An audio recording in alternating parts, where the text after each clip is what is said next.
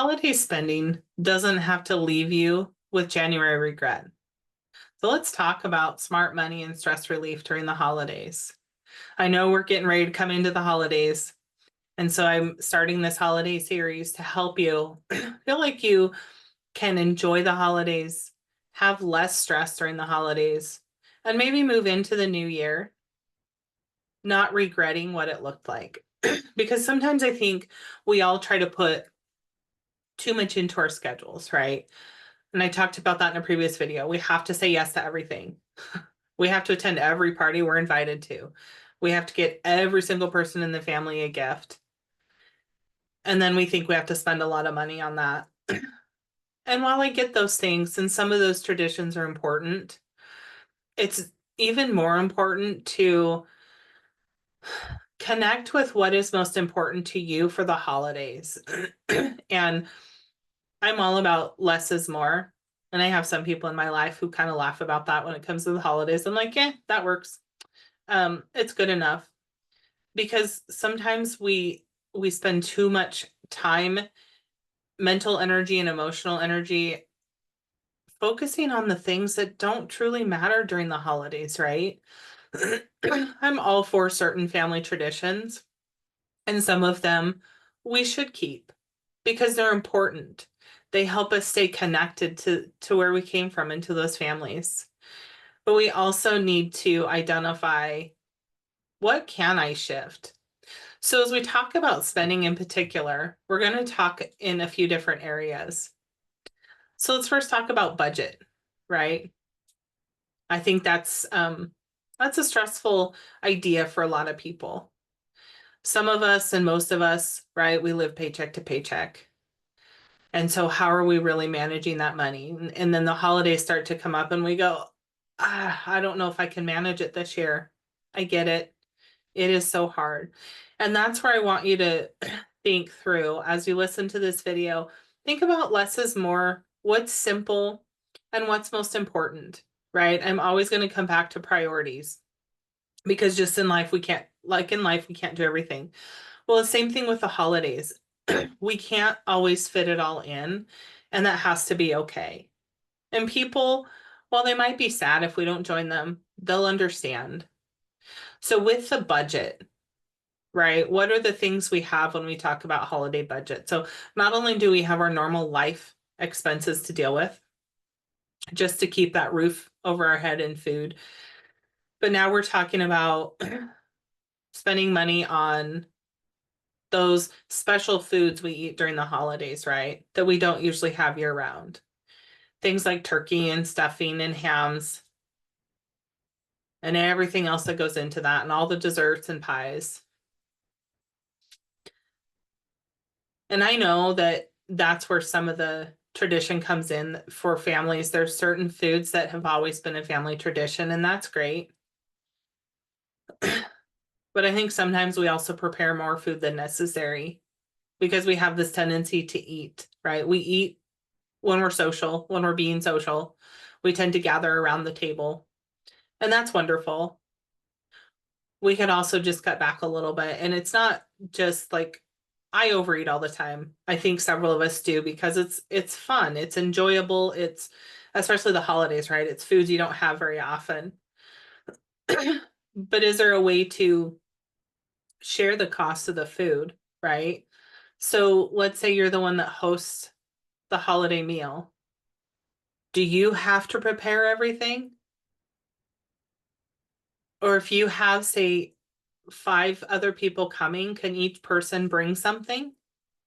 Which will lessen your financial load, your stress load for the holidays. So think about what are some ways you can simplify the food just a little bit. I'm not talking about drastic changes this holiday season. I'm really going to talk about, I want you to pick one, maybe two things that you feel like you can do to help simplify it, right?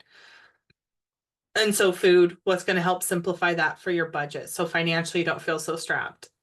If anybody travels during the holidays, we've got travel expenses, and I know there's stress that comes with travel in itself. But think about, do you have to travel this year? If money is super tight, Do you have to, or is there another creative way to connect with family? Or maybe you need to just try and make plans far enough out, right, to lessen the cost, but finding those creative ways. Because I know some of us, we just have to travel. That's just part of it. So figuring out where do you allocate those resources and really being able to allocate that early enough in the year, which is why I'm starting this series earlier than waiting till the holiday season actually starts. But let's talk about gifts. Oh, gifts. We all feel the pressure to find the right gift for every person. And this can be hard, especially when you have family who doesn't live close, so you're not doing day-to-day life with them.